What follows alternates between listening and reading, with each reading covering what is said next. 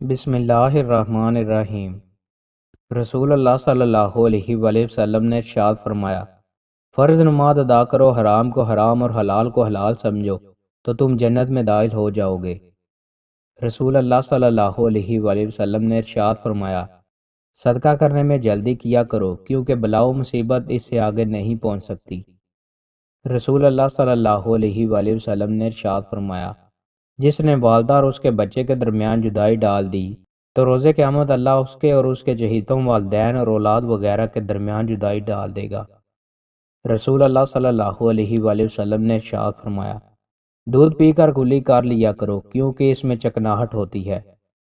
رسول اللہ صلی اللہ علیہ وآلہ وسلم نے ارشاد فرمایا، میں جنت کے دروازے پر کھڑا ہوا تو اس میں اکثر داخل ہونے والے مساکین تھے اور مال و عظمت والوں کو روک دیا گیا، البتہ دوزخ والوں کے لیے دوزخ میں داخل ہونے کا حکم دیا گیا، اور میں جہنم کے دروازے پر کھڑا ہوا تو اس میں اکثر داخل ہونے والی عورتیں تھیں۔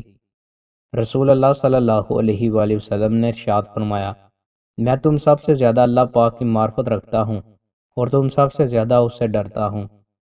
رسول اللہ صلی اللہ علیہ وآلہ وسلم نے ارشاد فرمایا، صبر وہی ہے جو صدمہ کے شروع میں ہو، اس لیے کہ آخر میں تو ہر ایک کو صبر آ ہی جاتا ہے۔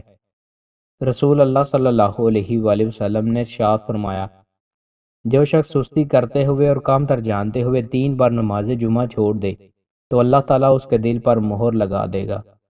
رسول اللہ صلی اللہ علیہ وآلہ وسلم نے ارشاد فرمایا، اللہ کہتا ہے، اے آدم کے بیٹے، جب تک تو مجھ سے دعائیں کرتا رہے گا اور مجھ سے اپنی امیدیں اور توقعات وابستہ رکھے گا، میں تجھے بخشتا رہوں گا، چاہے تیرے گناہ کسی بھی درجے پر پہنچے ہوئے ہوں، مجھے کسی بات کی پرواہ اور ڈر نہیں ہے۔